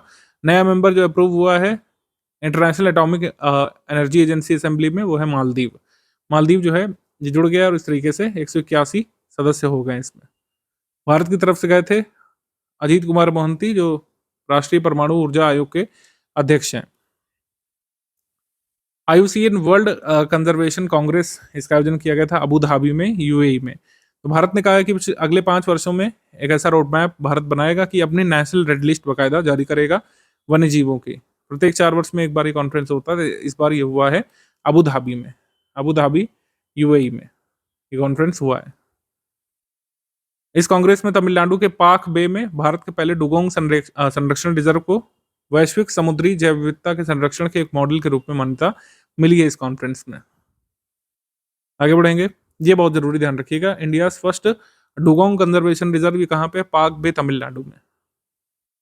मेला महोत्सव में इंडिया मैरीटाइम वीक ये महाराष्ट्र में मनाया गया था, मुंबई में, ठीक है। 22वां नेशनल बुक फेयर ये लखनऊ में आयोजित किया गया था। इसको KT foundation of force 1 books ने ऑर्गेनाइज किया था। विजन 2047 ये इस बार थीम थी इसकी। और बुक फेयर को ऑर्गेनाइज मतलब ये इनॉग्रेट किसने किया था? राज्यपाल महोदया ने, आनंदीबेन पटेल ने, ना कि मुख्यमंत्री जी ने। 19 अंतर्राष्ट्रीय साहित्य महोत्सव ये पटना, बिहार में आयोजित किया गया था और बिहार के राज्यपाल जी ने इसका इनॉग्रेशन किया था। Inaugurated by Shri Arif Mohammad Khan, governor of Bihar. 19 में कई सारे लोग यहाँ पर लिटरेरी फेस्टिवल में पार्टिसिपेट करने के लिए आए थे। International purple fest celebrating diversity ये पणजी, गोवा में आयोजित किया गया था। पर्पल फेस्ट कहीं पर भी होगा, ये दिव्यांग जनों पर आधारित कार्यक्रम होता है, ठीक है। This fest was to promote empowerment, accessibility and social integration of persons with disabilities. ये पर्पल फेस्ट का आयोजन कहाँ पे किया गया था? गोवा में। निंगोल चाकोबा महोत्सव ये मणिपुर में मैतेई समुदाय द्वारा मनाया जाने वाला उनका पारंपरिक त्यौहार है, ठीक है। निंगोल चाकोबा ये मनाया जाता है मैतेई कम्युनिटी द्वारा मणिपुर में। तो मैरिड डॉटर्स और सिस्टर्स को अपने घरों में होस्ट करते हैं, उनके लिए भोज आयोजित करते हैं मैतेई कम्युनिटी के लोग। एमएसएमई सेवा पर्व ये वाराणसी में आयोजित किया गया था, एमएसएमई मिनिस्ट्री की तरफ से। एमएसएमई सेवा पर्व वाराणसी में, इसको प्रिसाइड किया गया था यूनियन मिनिस्टर श्री जीतन राम मांझी के द्वारा, इनॉग्रेट किया गया था शोभा करंदलाजे के द्वारा। स्मृति जन्मोत्सव मेला, ये लखीमपुर खीरी में वो था, स्मृति जन्मोत्सव मेला लखीमपुर खीरी में। इस मेले में योगी आदित्यनाथ जी ने लखीमपुर खीरी जिले के एक गांव मुस्तफाबाद को रिनेम करके कबीर धाम रखने की घोषणा कर दी थी। 11वां भारत अंतर्राष्ट्रीय विज्ञान महोत्सव ये चंडीगढ़ में आयोजित किया गया था। पंजाब यूनिवर्सिटी चंडीगढ़ में विज्ञान से समृद्धि फॉर आत्मनिर्भर भारत ये थीम थी। अब की बार रैंक्स रिपोर्ट इंडेक्स पे आ जाएंगे अब लोग। चाइल्ड न्यूट्रिशन रिपोर्ट ये जारी की गई यूनिसेफ के द्वारा। इसमें कहा गया है कि मतलब बच्चों में लगातार मोटापे की शिकायत देखने को मिल रही है। 15 से 19 वर्ष के 20% बच्चे और किशोरों में मोटापे की समस्या देखने को मिल रही है। और 2000 वर्ष जो है मतलब 2000 ईयर की अपेक्षा मोटापे की दर 2 गुनी हो गई। और ये बात सच भी है, आप अपने पास दुबले बच्चे कम देखेंगे, मोटे बच्चे ज़्यादा देखेंगे, खासकर 5 से 19 वर्ष के, ठीक है। और कम वजन की जो शिकायत है लगातार घटती जा रही है। तो साउथ एशिया में वर्ष 2000 के बाद 5 वर्ष से 19 वर्ष के बच्चों में अधिक वजन या मोटापे की समस्या लगातार देखने को मिल रही है 2022 तक। और इसका सबसे बड़ा बड़ा जो चीज़ मतलब अफेक्ट कर रही है वो है फूड हैबिट्स और फूड लेबलिंग। स्पष्ट रूप से फूड लेबलिंग नहीं की जाती भारत जैसे देशों में, जहाँ पर केवल चीनी भरी हुई है किसी प्रोडक्ट में, लेकिन उसको ऐसे मार्केट किया जाता है जैसे वो बहुत बड़ा एनर्जी बूस्टर या फिर कोई सुपर फूड है, ठीक है। ये है यहाँ पे। तो टाइटल रिपोर्ट का क्या है, यूनिसेफ की इस चाइल्ड न्यूट्रिशन रिपोर्ट का जो टाइटल है, कई बार वो भी पूछ सकते हैं, ये है feeding profit, how food environment are failing children. ये इस बार थीम थी। आगे बढ़ा जाएगा। वन्य जीव सर्वेक्षण यानी कि वाइल्ड लाइफ सर्वे की रिपोर्ट आई थी, इसको खैर हम लोग देख लेंगे, जरूरी होगा तो इसको कर लेंगे। वैश्विक वन संसाधन मूल्यांकन, ये एफएओ का बहुत जरूरी है, इसको स्टार मार्क करिए क्योंकि आंकड़े आगे तक भी पूछे जाते रहेंगे। एफएओ के द्वारा global forest resources assessment report आ गई है। इसमें बताया गया है कि फॉरेस्ट कंट्री वाइज कैसे कैसे है, क्योंकि प्रत्येक 5 वर्ष में सर्वे आयोजित किया जाता है, लेटेस्ट वाला है। तो रिपोर्ट के अनुसार 72.74 मिलियन हेक्टेयर वन क्षेत्र भारत में है और विश्व में 9वें स्थान पर है in terms of forest cover. तो फॉरेस्ट एरिया या फॉरेस्ट कवर के मामले में भारत है 9वें स्थान पर। और वैश्विक वनों का 2% भारत में, यानी कि वर्ल्ड में जितने भी फॉरेस्ट हैं अगर 100 है तो 2% भारत के पास है, ठीक है। और इस 5 वर्ष पहले भारत 10वें स्थान पर था इन terms of forest area in the world. वार्षिक वन क्षेत्र वृद्धि में यानी कि साल दर साल जो फॉरेस्ट एरिया बढ़ता जा रहा है उसमें भारत तीसरे स्थान पर है, ठीक है। और वन क्षेत्र के हिसाब से शीर्ष 3 देश कौन से हैं, यानी कि सबसे ज्यादा फॉरेस्ट किसके पास है, रशिया के पास, फिर ब्राजील है, फिर कनाडा। ये ध्यान रखिएगा, Russia, Brazil, Canada top 3 countries है in terms of forest area in the world. कौन सा कथन यहाँ पर आपका सही है? 28 मार्च 2025 को भारतीय बंदरगाह अधिनियम 2025 लोकसभा में पेश किया गया था, ये सही कथन है। भारतीय बंदरगाह अधिनियम 1908 वाला जो है उसमें परिवर्तन किया जाना है। 1908 में आया था ब्रिटिश काल में इंडियन पोर्ट्स एक्ट, तब से वही लागू है, विभिन्न अमेंडमेंट्स हालांकि उसमें किए गए थे। सहयोग नामक पोर्टल जो है, सहयोग नामक प्लेटफॉर्म गृह मंत्रालय द्वारा भारतीय साइबर अपराध समन्वय केंद्र के तहत विकसित एक केंद्रीकृत मंच है। तो सहयोग एक सेंट्रलाइज प्लेटफॉर्म है किसके अंतर्गत, मिनिस्ट्री ऑफ होम अफेयर्स के अंतर्गत। इसमें लोग कंफ्यूज हो सकते हैं कि साइबर क्राइम से संबंधित है, तो क्या ये ministry of electronics and IT से संबंधित है? नहीं, मिनिस्ट्री ऑफ होम अफेयर्स संबंधित है, ये सही है। थर्ड स्टेटमेंट है, हिमाचल प्रदेश विधानसभा ने कोचिंग सेंटर्स को रेगुलेट करने वाला विधेयक पारित किया था, ये रॉन्ग है, क्योंकि राजस्थान ने कोचिंग सेंटर्स को रेगुलेट करने संबंधी एक बिल पारित किया है। उसमें कहा गया है कि जो कोई भी कोचिंग सेंटर 100 से अधिक बच्चों वाली कोचिंग चलाते हैं तो उनको रजिस्टर करना पड़ेगा अनिवार्य तौर पर। हमारा आंसर इस पर सही हो जाएगा ए, 1 और 2 करेक्ट। तो सहयोग प्लेटफॉर्म क्या काम करता है ये हम आपको पहले भी बता चुके हैं, लेकिन बेसिकली आपको पता होना चाहिए कि सेंट्रल और स्टेट गवर्नमेंट्स इसका यूज कर रहे हैं सहयोग पोर्टल का। कोई ऐसा ऑफेंसिव कंटेंट जो कि फ्रॉडुलेंट है या फिर जो हिंसा भड़काने संबंधी है या मिसलीडिंग है, उसको ब्लॉक करने के लिए। बेसिकली जो सोशल मीडिया इंटरमीडियरीज है, जैसे मेटा है, व्हाट्सएप है, विभिन्न जो सोशल मीडिया प्लेटफॉर्म्स है, उनके अधिकारियों को सूचित किया जाता है आईटी एक्ट 2000 के तहत कि ये कंटेंट जो है अनलॉफुल है, इसको हटा लिया जाए। तो इसके लिए सहयोग पोर्टल काम में लिया जाता है। आगे बढ़ते हैं। हमारा अगला क्वेश्चन है कि जो ministry of fisheries, animal husbandry and dairying का जो डेटा आया है सितंबर 28, 2025 को, इसमें कहा गया है कि इंडिया मिल्क प्रोडक्शन ये पिछले 10 सालों में, एक डिकेड में कितना बढ़ गया है। इंडिया का मिल्क प्रोडक्शन 63% तक बढ़ा है एक डिकेड में। आंसर यहाँ पर सही हो जाएगा बी। और दुग्ध उत्पादन में भारत विश्व में प्रथम स्थान पर है, ये पता होना चाहिए। और जितना भी मिल्क प्रोडक्शन वर्ल्ड लेवल पर होता है उसका 1/4 यानी एक चौथाई भारत में प्रोड्यूस होता है। अगला प्रश्न है, India first dedicated space astronomy observatory AstroSat के कितने साल पूरे हुए हैं? एस्ट्रोसैट के 10 साल पूरे हुए हैं, बी यहाँ पे सही है। एस्ट्रोसैट के 10 साल पूरे हुए हैं। श्रीहरिकोटा के PSLV C-30 द्वारा इसको लॉन्च किया गया था। 650 किलोमीटर कक्षा में प्रक्षेपित किया गया था। 5 साल तक का इसका प्लान होना था, लेकिन 10 साल तक इसने वर्क किया। आगे प्रश्न है कि दादा भाई नौरोजी की कौन सी बर्थ एनिवर्सरी 4 सितंबर 2025 को मनाई गई थी? तो उनकी 200वीं बर्थ एनिवर्सरी दादा भाई नौरोजी की मनाई गई थी। Grand old man of India इस नाम से जाने जाते थे, grand old man of India. और काफ़ी सारे जो इनके वर्क्स हैं ये आपको पता होना चाहिए। इनका जन्म 1825 में हुआ था।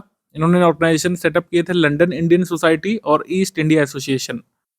लंदन इंडिया सोसाइटी 1865 में, लंदन इंडियन सोसाइटी 1865 में, और ईस्ट इंडिया एसोसिएशन 1866 में, 1866 में। और बाकी ये मेंबर थे royal commission of Indian expenditure, जो ये कमीशन गठन किया गया था 1895 में, उसके सदस्य थे। कांग्रेस के सदस्य 3 बार रहे। ठीक है। रहनुमाई माजदायसन सभा से जुड़े थे। उनका एक कह सकते हैं न्यूज़पेपर छपता था रस्त गफ्तार, उसके फाउंडर भी ये कहे जाते हैं, मेंबर कहे जाते हैं। ठीक है। First Indian member of British parliament, British house of Commons में ये चुने गए थे लेबर पार्टी के टिकट पर। इनके द्वारा जो किताब लिखी गई थी poverty and un British rule in India, वो फेमस है। तो जब भी हमारे कोई ऐसे कह सकते हैं पर्सनैलिटी के बारे में आएगा जो कि बहुत ज़रूरी है, मॉडर्न इंडियन हिस्ट्री के पार्ट हैं, जैसे बाल गंगाधर तिलक हो गए, दादा भाई नौरोजी, लिबरल विंग के हो गए, फिरोज शाह मेहता हो गए, तो उनके बारे में कुछ कुछ बातें आपको पता होनी चाहिए। उनका वर्क्स, उनका ऑर्गेनाइजेशन, उनके द्वारा लिखी गई किताबें, पुस्तकें, न्यूज़पेपर्स, मैगजीन्स, अचीवमेंट्स उनकी, ये सब।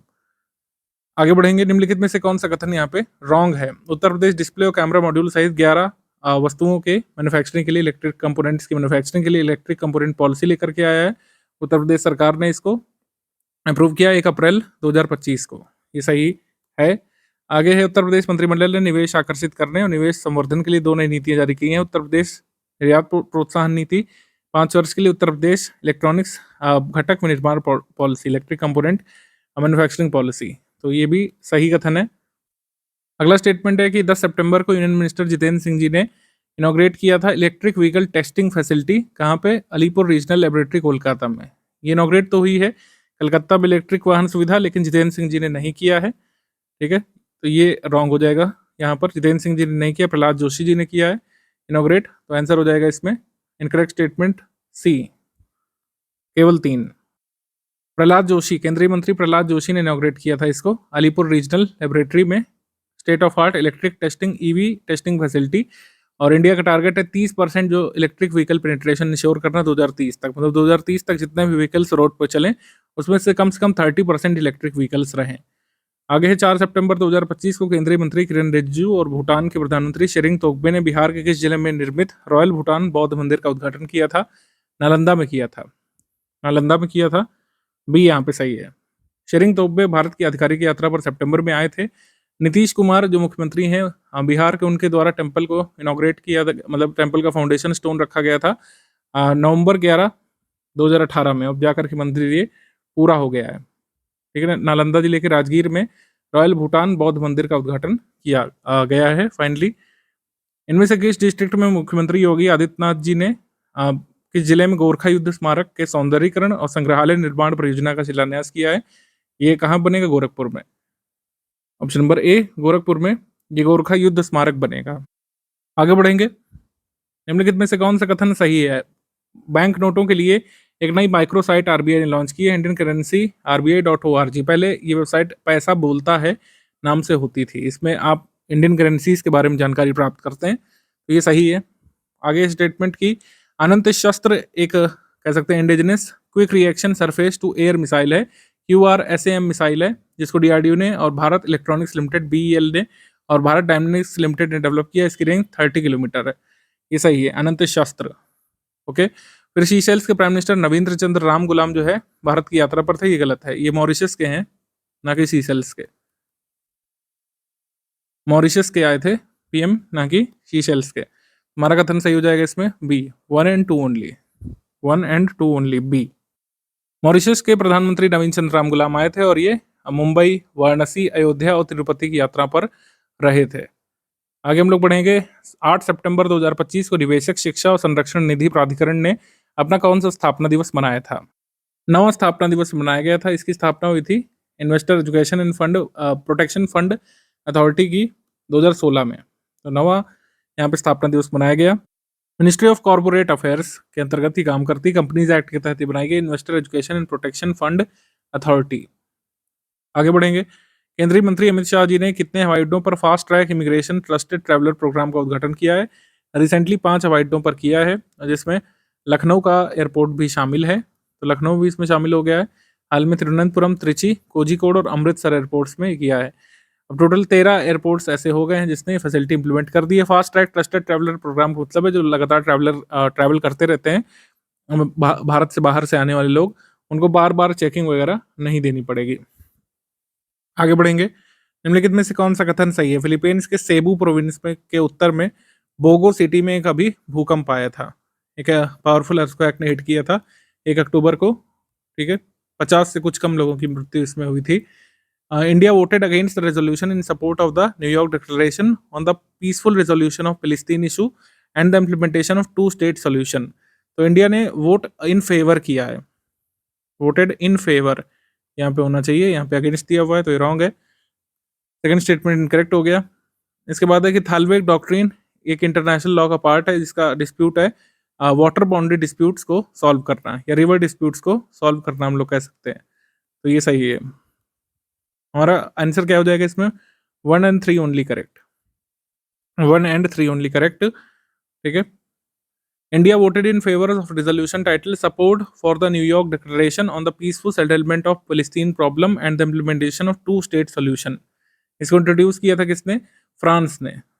फ्रांस ने 142 वोट फेवर में गए, इंडिया भी इसमें शामिल है। 10 अगेंस्ट में गए, 12 एब्सेंटीज थे। आगे प्रश्न है कि मध्य प्रदेश के मुख्यमंत्री मोहन यादव ने राज्य के किस जिले में गांधी सागर फॉरेस्ट रिट्रीट 4.0 का उद्घाटन किया है? मंदसौर में। मंदसौर में ए यहाँ पे सही है, ए। अब कौन सा स्टेटमेंट इनकरेक्ट है बताना। UPI users person to merchant transaction कर सकते हैं 20 लाख पर डे तक। एनपीसीआई ने जो पेमेंट लिमिट रिवाइज की है उसके तहत। ये गलत स्टेटमेंट है क्योंकि 20 लाख तक किया ही नहीं है, 10 लाख किया है, 10 लाख रुपए कर दिया है एक दिन में पर्सन टू मर्चेंट ट्रांजेक्शन, और person to person P2P transaction 1 lakh तक सीमित है।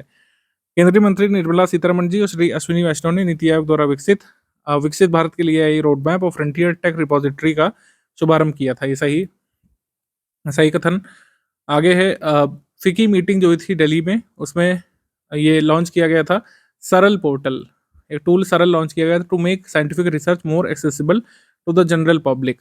ये किसके द्वारा डेवलप किया गया? अनुसंधान नेशनल रिसर्च फाउंडेशन के द्वारा। इसका उद्देश्य यही है कि जो साइंटिफिक रिसर्च के डॉक्यूमेंट है उसकी समरी पब्लिक को मिल सके, जिससे पब्लिक भी आसानी से ये कॉम्प्लेक्स डॉक्यूमेंट को स्टडी कर सके सरल प्लेटफॉर्म के थ्रू।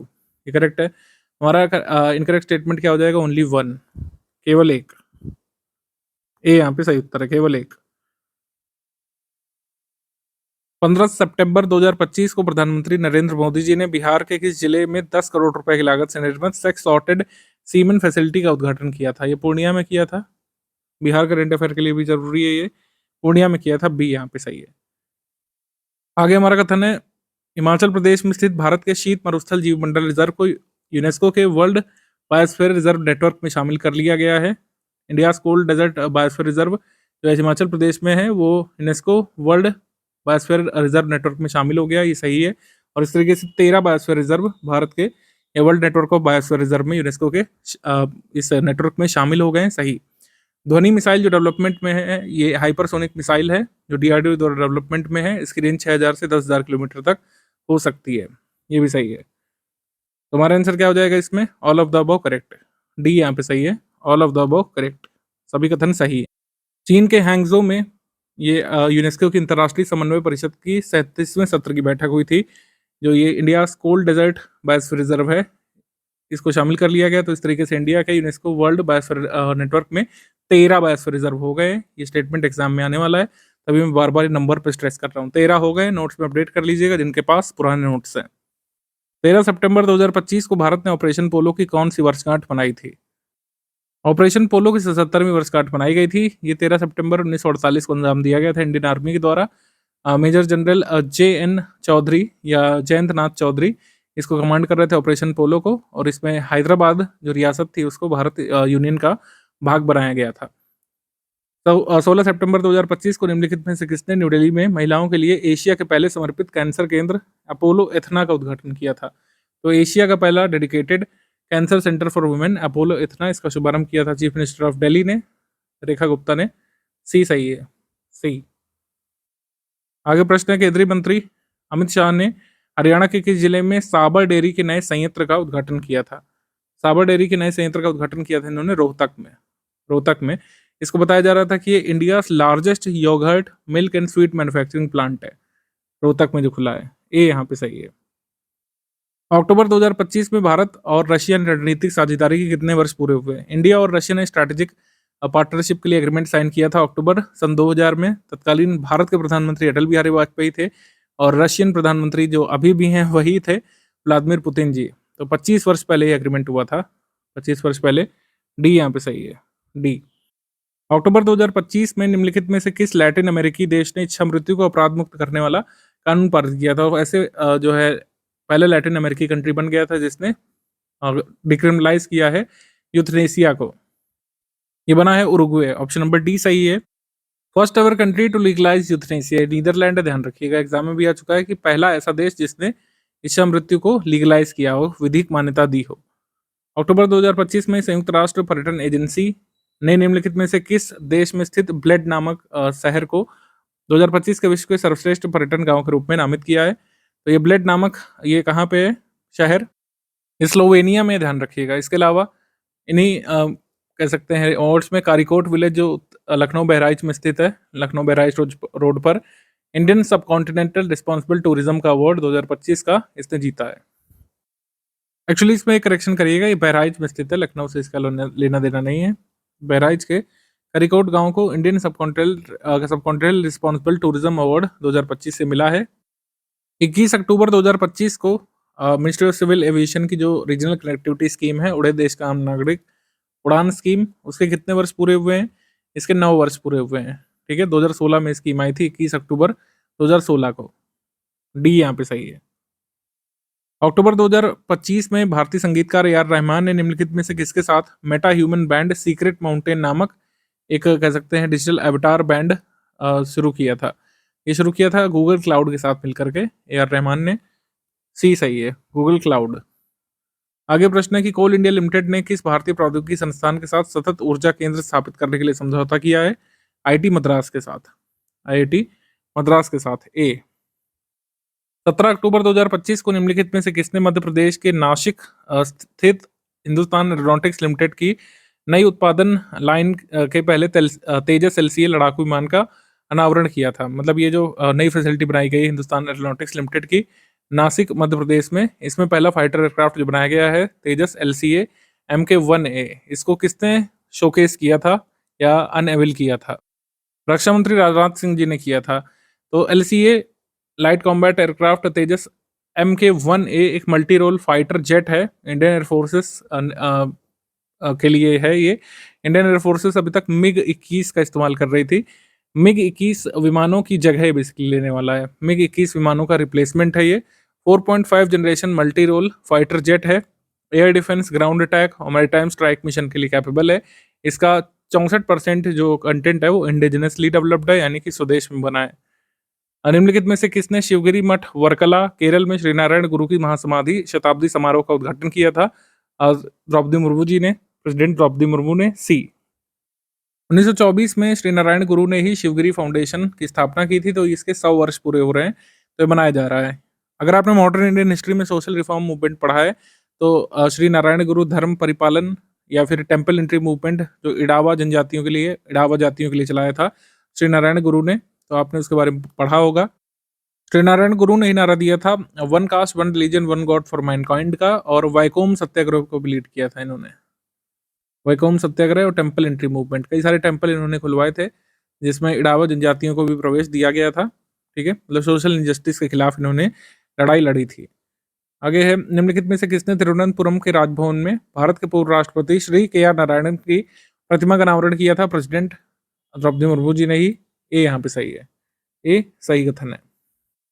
अगला प्रश्न है, अक्टूबर 2025 में राष्ट्रीय राजमार्ग प्राधिकरण एनएचएआई ने कितने राज्यों में लगभग 20,933 किलोमीटर के हाईवेज पर 3D लेजर आधारित नेटवर्क सर्वे वाहन एनएसवी तैनात करने का निर्णय लिया है? तो एनएसवी ये हेल्प करेंगे national highway authority of India को एसेंशियल डेटा कलेक्ट करने के लिए रोड इन्वेंट्री और पेवमेंट कंडीशन के बारे में। 21,000 किलोमीटर लंबे हाईवे में ये सिस्टम लगा दिया गया। इससे पता चल जाएगा कि कहाँ पर रोड में डिफेक्ट है, कहाँ पर सरफेस क्रैक है, कहाँ पर पॉट होल है, कहाँ पर पैच है और कहाँ पे रिपेयर की जरूरत है। ठीक है, तो कितने एनएसवी यानी कि नेटवर्क सर्वे व्हीकल्स तैनात किए गए हैं? 23। ए यहाँ पे सही है। आगे प्रश्न है कि अक्टूबर 2025 में निम्नलिखित में से किस शहर में पहली बार रियल टाइम फ्लड फोरकास्टिंग और स्पेशल डिसीजन सपोर्ट सिस्टम पूरी तरीके से चालू कर दिया गया है? चेन्नई में। चेन्नई तमिलनाडु में। ए सही है। अगला प्रश्न है, इसमें बताना है कौन सा कथन यहाँ पे गलत है। कोरल ट्राइंगल जो चर्चा में रहता है, कोरल ट्राइंगल एक रफली ट्राइंगुलर एरिया है ट्रॉपिकल वाटर्स में, किसके around? Indonesia, Malaysia, Papua New Guinea, Philippines, Solomon island और तिमोर लेस्ते के करीब। ठीक है, ये क्या सही कथन है? सही। और ये कोरल ट्राइंगल जो है ये पैसिफिक ओशन और इंडियन ओशन के मध्य स्थित है कोरल ट्राइंगल। आइए चलिए इसका मैप देख लेते हैं तो आपको लंबे समय तक याद रहेगा। ये वाला रीजन कोरल ट्राइंगल या फिर कोरल त्रिभुज कहलाता है। यहाँ पर देखिए सोलोमन आइलैंड है, पापुआ न्यू गिनी वाला भाग है, तिमोर लेस्ते है, इंडोनेशिया है और फिलीपींस भी है, मलेशिया, ब्रुनेई, सिंगापुर भी इसमें आ जा रहे हैं। तो ये वाला जो रीजन है कोरल ट्राइंगल कहलाता है, कोरल ट्राइंगल। तो दोनों स्टेटमेंट सही है। थर्ड स्टेटमेंट है कि प्रेसिडेंट द्रौपदी मुर्मू इन्होंने सबरीमाला अयप्पा टेम्पल को विजिट किया था और ये फर्स्ट वुमेन प्रेसिडेंट बन गई हैं देश की जिन्होंने इस फेमस टेम्पल पर प्रेयर ऑफर की है। अभी तक किसी प्रेसिडेंट ने नहीं किया था, इन्होंने किया है। सही, हमारा आंसर सही क्या हो जाएगा इसमें? D, none of the above incorrect. तीनों स्टेटमेंट करेक्ट है, कोई भी इनकरेक्ट नहीं है। आगे प्रश्न है कि अक्टूबर 2025 में निम्नलिखित में से किस अरब देश ने 5 दशक पुरानी कफाला श्रम प्रयोजन प्रणाली को समाप्त कर दिया? कफाला सिस्टम ये 50 वर्ष पुरानी प्रणाली है, सऊदी में चलती थी। सऊदी में कोई भी वर्क करने आता था तो उसका पासपोर्ट वगैरह जो कफील है जो जब्त कर लेता था और कब ड्यूटी छोड़ना है, कब अपने घर जाना है, ये सब कफील डिसाइड करता था। तो कफाला में जो कफील एम्प्लॉयर्स होते थे बेसिकली वो काफ़ी हद तक शोषण भी करते थे वर्कर्स का, तो उसी को ये खत्म किया गया है, कफाला लेबर स्पॉन्सरशिप सिस्टम। आधु जीवितम नामक एक पिक्चर भी आई थी मलयालम की, हिंदी में भी डब करके आई थी नेटफ्लिक्स पर। अगर समय मिले या फिर आप मैं तो कहता हूँ उसको पायरेट करके भी देखिए क्योंकि बहुत अच्छी फिल्म है। महिला एवं बाल विकास मंत्रालय ने पोषण और प्रधानमंत्री मातृ वंदना योजना के लिए किस नई हेल्पलाइन नंबर को जारी किया? पहले दूसरा हेल्पलाइन नंबर था लेकिन अब हेल्पलाइन नंबर बदल गया है। हेल्पलाइन नंबर याद रखना जरूरी नहीं है लेकिन स्कीम के बारे में ध्यान रखना जरूरी है कि जारी की गई थी स्कीम 1 जनवरी 2017 को। पुरानी स्कीम्स हमारे एग्जाम का एक महत्वपूर्ण हिस्सा बन चुकी हैं, तो पुरानी स्कीम भी रिवाइज कराते चलेंगे। प्रधानमंत्री मातृ वंदना योजना इंप्लीमेंट की जा रही है। नेशनल फूड सिक्योरिटी एक्ट के सेक्शन 4 को भी इंप्लीमेंट करने का काम करती है। इसमें कहा गया फाइनेंशियल सपोर्ट प्रेग्नेंट और लैक्टेटिंग मदर्स को मिलेगा, जिससे वो अपनी हेल्थ कंडीशंस और न्यूट्रिशन को इम्प्रूव कर सके और पार्शियल कंपनसेशन उनके वेज लॉस का भी इसमें मिल जाता है। पहले बच्चे के जन्म पर 5,000 रुपये 2 किस्तों में मिलता है और सेकंड चाइल्ड अगर लड़की है तो एक ही इंस्टॉलमेंट में 6,000 रुपये यहाँ पे मिलते हैं। ठीक है, ये ध्यान रखिएगा प्रधानमंत्री मातृ वंदना योजना के बारे में। आगे प्रश्न है कि 24 अक्टूबर 2025 को निम्नलिखित में से किसने गाजियाबाद में नवनिर्मित केंद्रीय वस्तु एवं सेवा कर भवन का उद्घाटन किया था? वित्त मंत्री निर्मला सीतारमण जी ने किया था। डी यहाँ पे सही है, डी। किस राज्य के 5 समुद्री तटों को यानी बीचेस को ब्लू फ्लैग सर्टिफिकेशन मिला है? ब्लू फ्लैग सर्टिफिकेशन 5 महाराष्ट्र के बीचेस को मिला है और इस तरीके से भारत में ब्लू फ्लैग सर्टिफाइड बीचेस कितनी हो गई भारत की? 17 हो गई हैं। ठीक है, पहले 12 थी अब 17 हो गई है। पडाका बीच, गुहागर बीच, लडगर बीच, श्रीवर्धन बीच और नगांव बीच ये चुने गए हैं महाराष्ट्र से बीचेस और स्कूल मिलाकर blue flag certified beaches Bharat की हो गई 17। और ये किसके द्वारा ब्लू फ्लैग सर्टिफिकेशन दिया जाता है? International blue flag certification is awarded bye environmental education foundation जो डेनमार्क स्थित है। 33 पैरामीटर्स पर बीचेस को खरा उतरना होता है। 23 अक्टूबर 2025 को रक्षा मंत्री राजनाथ सिंह जी ने राजस्थान के किस जिले में शौर्य वन का उद्घाटन किया था? जैसलमेर के थार डेजर्ट में शौर्य वन का उद्घाटन किया गया था। इंडो पाक वॉर म्यूजियम जैसलमेर में स्थित है, वहां पर एक लाइट एंड साउंड शो का भी आयोजन किया गया था। आगे बढ़ते हैं हम लोग। निम्नलिखित में से कौन सा कथन सही है? आयुष मंत्रालय ने 10वें राष्ट्रीय आयुर्वेद दिवस के पर गोवा के धरगल में अखिल भारतीय आयुर्वेद संस्थान में देश के पहले एकीकृत ऑन्कोलॉजी अनुसंधान और देखभाल केंद्र का शुभारंभ किया था। All India institute of Ayurveda जो धरगल में है, गोवा में धरगल में, यहाँ पर 10th आयुर्वेद दिवस के दिन India first integrated oncology research and care centre का उद्घाटन किया। ये सही। आगे प्रश्न है कि भारतीय सेना ने अपना 200वां गनर्स दिवस मनाया था। ये रॉन्ग है। पहली आर्टिलरी यूनिट भारतीय सेना की गठित की गई थी, तो गनर्स डे मनाया गया था भारत में जो है 28 सितंबर को 199वां 199th मनाया गया था। अगले साल होगा 200वां 2026 में। फिर है कि रक्षा मंत्री जी ने उत्तर प्रदेश के लखनऊ में पीटीसी इंडस्ट्रीज के स्ट्रैटेजिक मटेरियल्स टेक्नोलॉजी कॉम्प्लेक्स में टाइटेनियम और सुपर अलॉय मटेरियल प्लांट का उद्घाटन किया था। ये सही। तो हमारा आंसर क्या हो जाएगा इसमें? आंसर सही हो जाएगा 1 and 3 correct. 1 and 3 correct, second incorrect, C हमारा आंसर हो जाएगा इसमें। भारत की पहली आर्टिलरी यूनिट जो बनाई गई थी बॉम्बे माउंटेन बैटरी 1827 में गठित की गई थी, उसकी स्थापना का प्रतीक गनर्स दिवस मनाया जाता है। आगे है कि 26 अक्टूबर को उत्तर प्रदेश के गाजियाबाद में यशोदा मेडिसिटी का शुभारंभ किसने किया था? द्रौपदी मुर्मू प्रेसिडेंट जी ने, प्रेसिडेंट ऑफ इंडिया ने। ये सही है। उत्तर प्रदेश सरकार ने 5 मेट्रो शहरों में सैटेलाइट इन्वेस्टमेंट प्रमोशन ऑफिस खोलने की घोषणा की थी। निम्नलिखित में से कौन सा एक शहर इसमें शामिल नहीं है?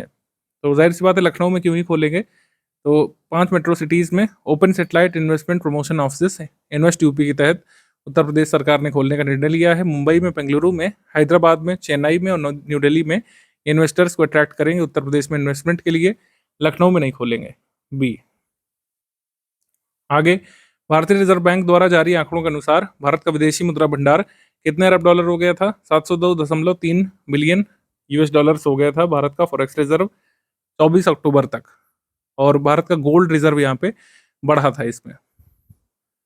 आगे है कि 27 अक्टूबर 2025 को निम्नलिखित में से किसने पूसा परिसर में नई दिल्ली में राष्ट्रीय बीज निगम के नव स्थापित अत्याधुनिक सब्जी और पुष्प बीज प्रसंस्करण संयंत्र और पैकिंग इकाई का उद्घाटन किया था? यानी कि vegetable and flowering seed processing plant और पैकेजिंग यूनिट का उद्घाटन किया गया पूसा कैंपस में दिल्ली में। किसके द्वारा? कृषि मंत्री जी के द्वारा, शिवराज सिंह चौहान जी के द्वारा। डी यहाँ पे सही है। नेशनल सीड कॉर्पोरेशन के और सीड प्रोसेसिंग प्लांट इन्होंने बरेली, धारवाड़, हासन, सूरतगढ़ और रायचूर में इनॉग्रेट किए थे। इसके साथ ही 22वें वार्षिक राष्ट्रमंडल संसदीय संघ भारत क्षेत्र जोन 3 की मेजबानी किसको मिली है? नागालैंड की लेजिस्लेटिव असेंबली को मिली है। बी यहाँ पे सही है। ये नेक्स्ट मंथ होगा नागालैंड में। बी। आगे प्रश्न है कि अक्टूबर 2025 में महाराष्ट्र के किस रेलवे स्टेशन का नाम अब officially Chhatrapati Sambhaji Nagar railway station हो गया? पहले औरंगाबाद रेलवे स्टेशन ही कहलाता था, इसका नाम बदल दिया गया था 2022 में। अब ये छत्रपति संभाजी नगर रेलवे स्टेशन कहलाता है। आगे प्रश्न है कि निम्नलिखित में से किसने नई दिल्ली में अंतर्राष्ट्रीय सौर गठबंधन सभा के 8वें सत्र के शुरू हुए पूर्ण अधिवेशन का उद्घाटन किया था? इसका उद्घाटन किया था प्रेसिडेंट द्रौपदी मुर्मू जी ने। सी यहाँ पे सही है। सी। इंटरनेशनल सोलर अलायंस पर ये क्वेश्चन यूपीपीएससी 2025 ने पूछा था। आप देख सकते हैं ये पहला संधि आधारित अंतर सरकारी संगठन है जिसका मुख्यालय भारत में और इसमें 38 सदस्य देश हैं। यहाँ पे गलती हो गई थी, सदस्य देश 38 नहीं है, तो 100 से ऊपर है, ये रॉन्ग हो गया। इसके बाद है कि world solar bank one sun one world one grid initiative, ये इसका है आईसे का, गुरुग्राम हेडक्वार्टर, ये सही है। ये क्वेश्चन आईसे के बारे में पूछा गया था, मैंने सोचा रिमाइंड करा दूं आपको आगे के लिए। बंगाल की खाड़ी में जो चक्रवात मोन्था ओरिजिनेट हुआ था, थाईलैंड द्वारा इसका नाम दिया गया था। सी सही है। तो ये बे ऑफ बंगाल का चक्रवात है, अक्टूबर में ओरिजिनेट हुआ था, इसका नाम है मोन्था। इसको नेम किसने दिया था? थाईलैंड ने। इसका अर्थ होता है सुगंधित फूल या फिर सुंदर फूल। Who among the following had inaugurated 2 deep sea fishing boats? Mazagon dock Maharashtra में डीप सी फिशिंग बोट का उद्घाटन किसने किया था? अमित शाह जी ने। सी सही है। सी। आगे है किस राज्य ने पीएम श्री स्कूल योजना में शामिल होने के लिए केंद्र सरकार के साथ समझौता किया था लेटेस्ट में? केरल ने। ए सही है। पीएम श्री स्कूल्स के बारे में मैं चाहता हूँ ये वाला प्रश्न आप लोग जरूर सॉल्व करें।